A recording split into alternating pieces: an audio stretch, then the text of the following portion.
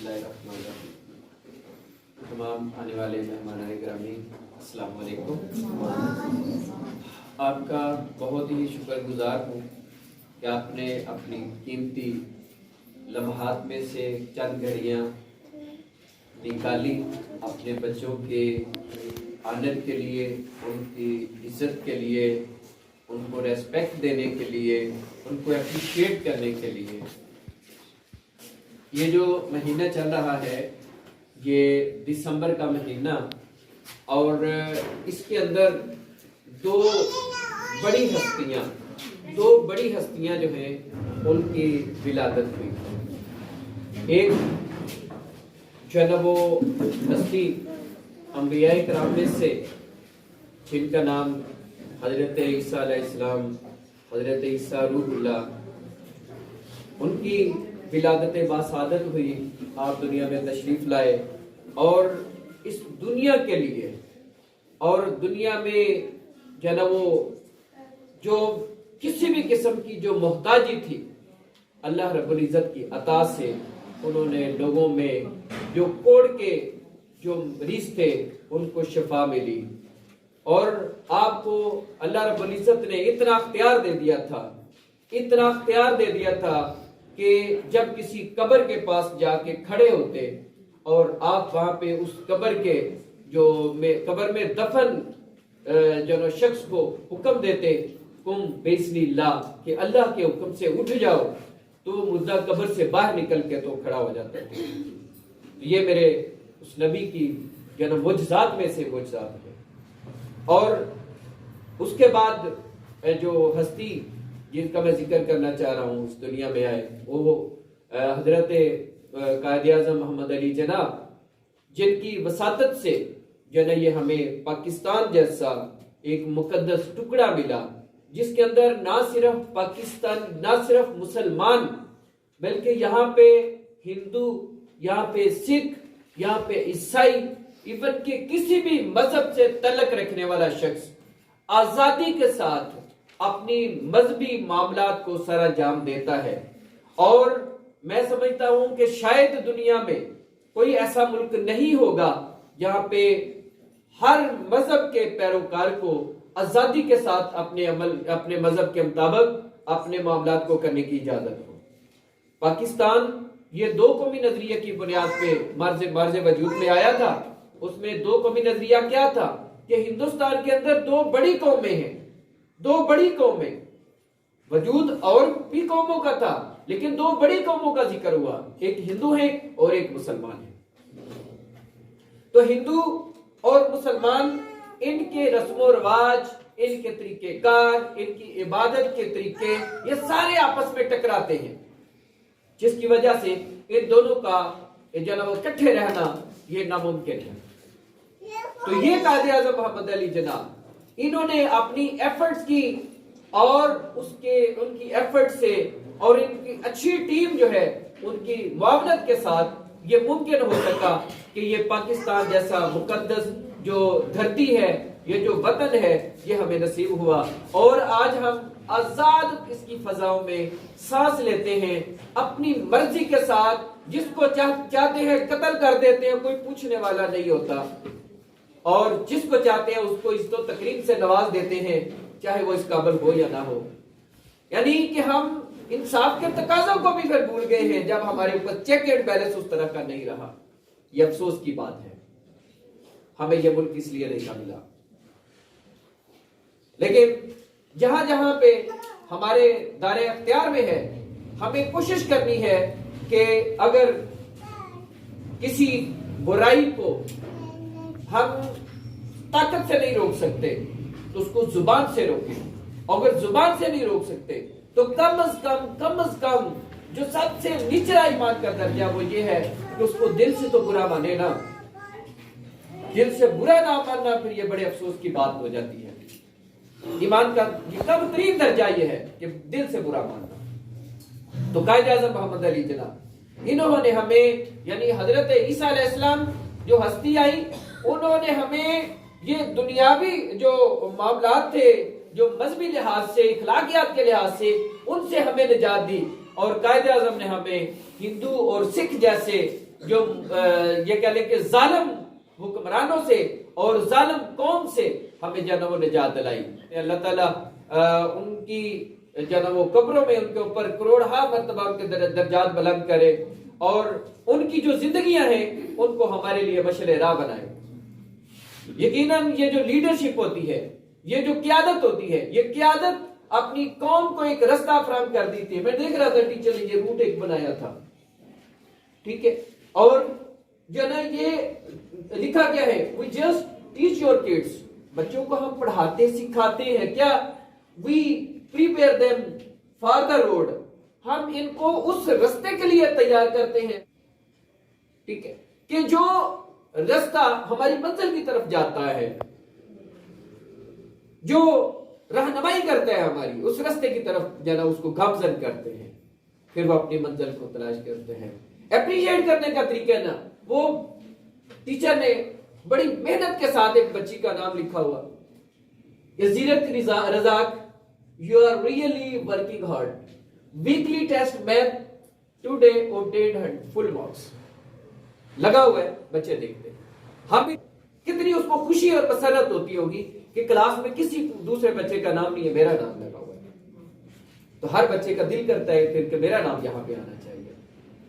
हम वो बच्चों के अंदर एक ये कह लें कि लगन और शौक पैदा करते हैं और उसके लिए कोशिशां हैं कि जिसके साथ वो अपनी मंजिल की तरफ जो वो रवा दावा हो जाता है। तो आज आपने जो वो टाइम निकाला, मेरा दिल कर रहा था कि कुछ आपको डिफरेंट आपके साथ शेयर करूं, जो हम आपके लिए भी एक तरबियत। देखें, इंसान दुनिया पे आता है और दुनिया पे आके ही सब कुछ सीखता है। हम बचपने में हो, हम लड़कपन में हो, हम जवानी में हो, हम बुढ़ापे में हो, हम जना वो बैसियत औलाद हो, हम बैसियत वालिदैन हो, बैसियत सरबराह अदारा हो, किसी भी लेवल पे हो, हमें हर वक्त किसी न किसी तरह से टीच एंड ट्रेन होने की जरूरत होती है और हमें बेहतरी की हमारे अंदर गुंजाइश हमेशा बाकी रहती है। तो हमने आप माशाल्लाह जनो ज्यादातर माएं बैठी हैं, जनो वालिद भी बैठे हैं, तो हमारे ऊपर बड़ी भारी जिम्मेदारियां आती हैं। तो मैं एक बड़े मेरे पसंदीदा जनो ट्रेनर हैं और लाइफ कोच हैं कासम अली शाह, आप में से पढ़े लिखे लोग उनको जानते हैं और उनको शायद सुनते भी होंगे, नहीं सुनते तो सुना करें उनको। कुछ ऐसे ट्रेनर मतलब हैं कि उनको उनकी जो बातें हैं, एक एक बात जो है ना वो हमारे लिए कोटेशन होती है। तो कासम अली शाह के बारे में उनसे मैं एक लेक्चर सुन रहा था कि हमें अपने बच्चों की तरबियत कैसे करनी है। हम यहाँ पे क्यों बैठे हैं? थोड़ी सारी माओं को हम मुंतखब मतलब हम नहीं करते, आप ही के बच्चे आपको मुंतखब करते हैं कि आए जरा हमने कोई ऐसा कारनामा किया है कि आज अप्रिशिएट किया जाएगा। आमतौर पे क्या होता है, पेरेंट्स को बुलाया जाता है कंप्लेन के लिए, जी आपके बच्चे ने ये गलत कर दिया, आए जरा आपकी हाजिरी है, आपके बच्चे का रिजल्ट ठीक नहीं, आए जरा आपकी हाजिरी है, आपका बच्चा लड़ाई झगड़े करते हैं, आए जरा हाजिरी है।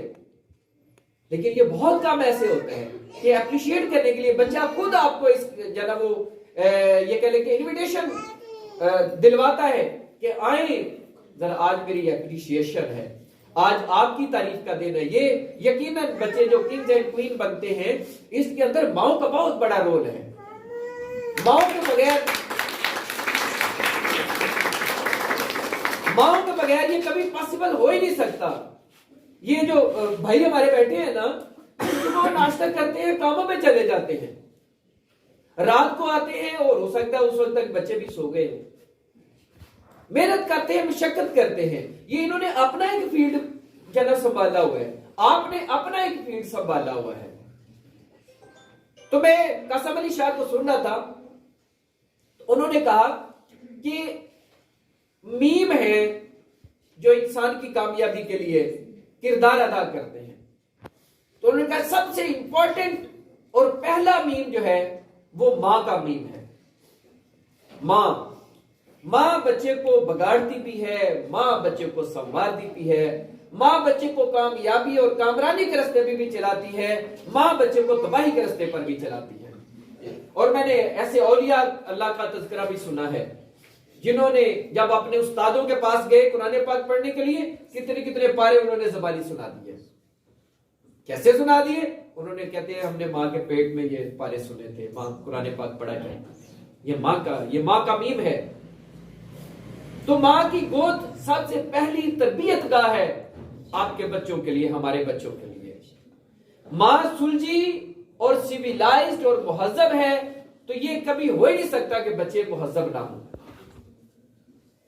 अगर मां किसी की बात सुनने वाली नहीं है, तो बच्चे भी यकीनन मां को कॉपी करेंगे।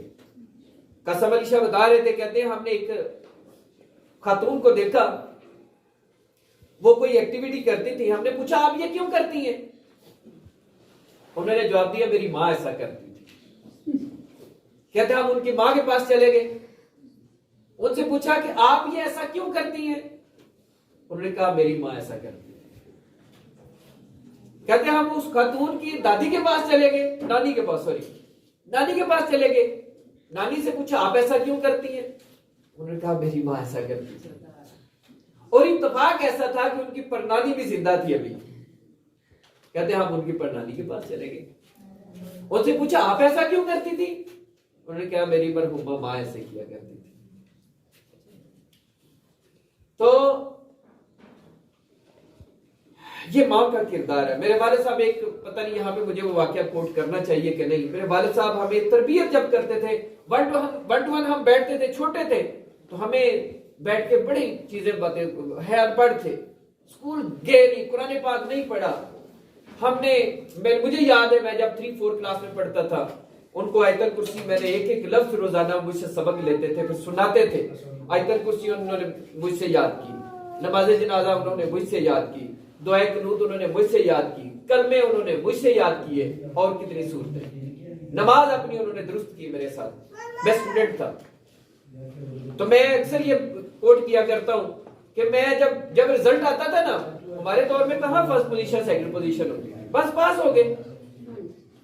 तो जब रिजल्ट आता था सारे पूछते थे आप तरकीब बने हैं, तो मैं चुप कर रहता था। तो वो ना बड़ी अपनी सादा सी जुबान में कहते फर्स्ट नंबर आया। मुझे नहीं था पता, उस वक्त इंग्लिश भी नहीं थी, अब 6 क्लास में जाके इंग्लिश पढ़ते थे। तो मैं सोचने लग जाता था कि ये क्या बताते हैं, ये क्या होता है फर्स्ट नंबर। तो लेकिन मुझे ये समझ आती थी कि यकीनन कोई ये बड़ी बात है। आहिस्ता आहिस्ता समझ लगी कि ये जो टॉप करता है उसको फर्स्ट कहते हैं। फिर जब हाई स्कूल में गए तो 7 क्लास में पहली दफा मैंने क्लास को टॉप किया, फर्स्ट आया। फिर मुझे वो खुशी और मुसर्रत है ना, मुझे उसका अंदाजा हुआ कि ये मेरे वालिद साहब क्या कहते हैं। मेरी वालदा मुझे आज भी वो उनका सहरी का टाइम याद आता है। हम सोए होते थे तो उन्होंने जायमाज पे बैठ के नमाज पढ़ के तो फिर दुआ किया कर रही होती थी, साथ गिड़गिड़ा रही होती, रो रही होती थी, और उनके उस गिड़गिड़ाहट की वजह से, रोने की वजह से मेरी आंख खुल जाती थी, और मैं जैसे कोई अंदर से चीज ना खींचती है ना इंसान कि ये